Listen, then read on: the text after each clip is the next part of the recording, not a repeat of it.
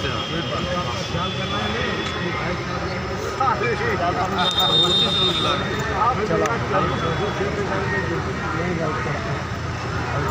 जी पड़ा हमारे बयान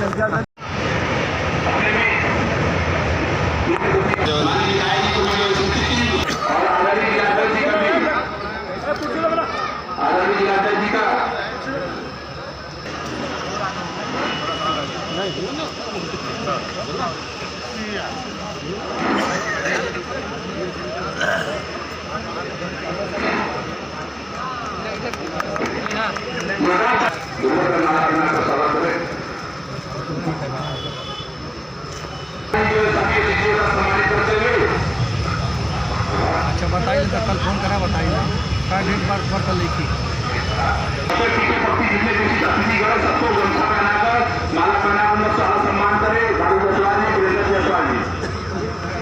लेकर के लामबंद हो गया है।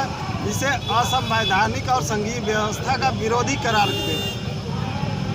देखिए, अब यह संसद में जब विषय आएगा तो सभी लोगों को अपनी राय इसमें रखने का हक होगा। और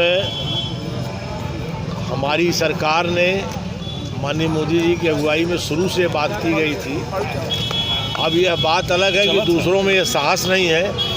मोदी जी में कड़े फैसले और देश हित में फैसले लेने का साहस है और इसके लिए बाकायदे भारत में अब तक का सबसे बड़ी पहल की गई। पूर्व राष्ट्रपति की अध्यक्षता में एक कमेटी बनी और अनेक बार माननीय सर्वोच्च न्यायालय, माननीय अनेक उचित जगहों पर यह बातें उठती रही हैं। एक देश में एक ही साथ चुनाव हो, उन पर निर्णय लेकर के भारत की कैबिनेट ने कदम बढ़ाया है। संसद से जब वो विधेयक के रूप में पारित होकर शकल लेगा कानून की, संसद उस पर विचार करेगी। इसको पूरी लोकतांत्रिक प्रक्रिया से काम हो रहा है। विपक्ष के जो भी लोग इस पर टिप्पणी कर रहे हैं ये उनकी नासमझी है।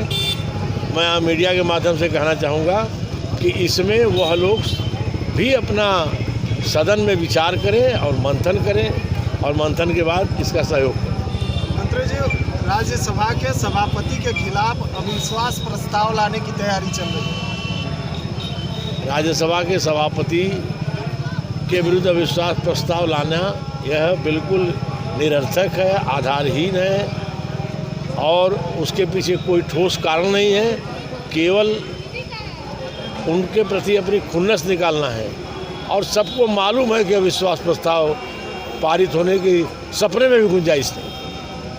मंत्री जी, राहुल गांधी का एक बयान जीएसटी को लेकर के आया है कि कारपोरेट टैक्स को कम करके इनकम टैक्स को बढ़ाया जा रहा है और इससे पूंजीपतियों को छूट दी जा रही है और गरीबों को की लूट हो रही है। राहुल गांधी जी तथ्यहीन बयान देने के लिए देश भर में मशहूर हो चुके हैं और देश के विपरीत बयान देना, देश में भी देना और देश के बाहर भी जाके देना, ये अपने आप में विपक्ष के नेता के रूप में इतने हल्के बयान देने का जो राहुल गांधी का आचरण है वैसा किसी विपक्ष के नेता का आज तक नहीं रहा है।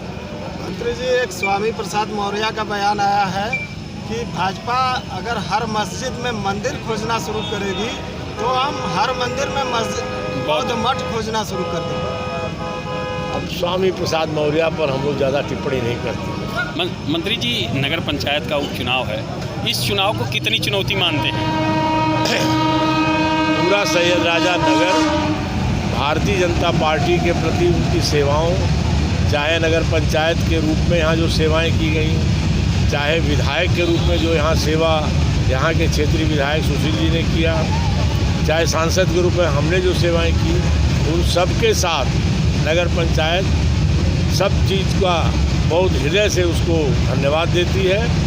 और नगर पंचायत की जो सूचनाएं हम लोगों को है, मैं भी अपने कर्तव्य के रूप में जिलाध्यक्ष और जिला टीम के आग्रह पर यहाँ प्रचार के निमित्त कार्यकर्ताओं को निवेदन करने के लिए अपनी संगठन की वर्तमान जिम्मेवारी निभाते हुए भी यहाँ उपस्थित हुआ हूँ।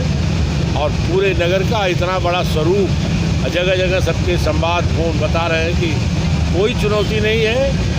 सैयद राजा नगर पंचायत पुनः भाजपा अच्छे मतों से जीतने जा रही है। आबा जायसवाल को यहाँ की जनता चेयरमैन चुने जा रहे हैं। सपा का एक मानना है कि हम निर्दल पे दाव लगा के जीतेंगे और वो चंदौली के इतिहास को फिर यहाँ सैयद राजा में दोहराना चाह रही है, उनका दावा कर रहे हैं, तो इसको कैसे देखते हैं?